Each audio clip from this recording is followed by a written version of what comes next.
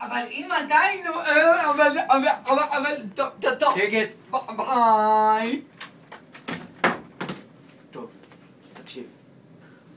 אני יודע שאתה בתור ילד אידיוט קצת, אז יש לי משהו שיכול להפוך לך את החיים.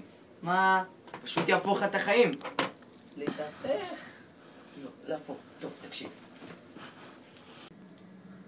יש לי את הכדור. לכל אדם בעולם מנוצל 20% מהמוח. רגע, מה זה אחוז? עזוב, לא משנה. קיצר, אתה תיקח את הכדור הזה, ואז המוח שלך ינצל את כל 100% שיש בו. המוח זה פה.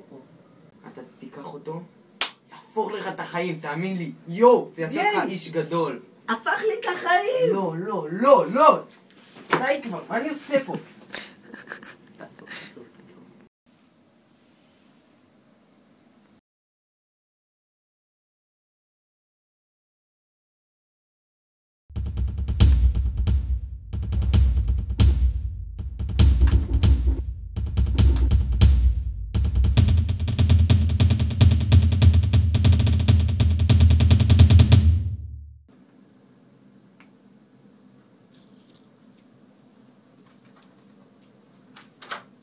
הבאתי לך עוד כדורים שתוכל להמשיך להיות חכם. הכל.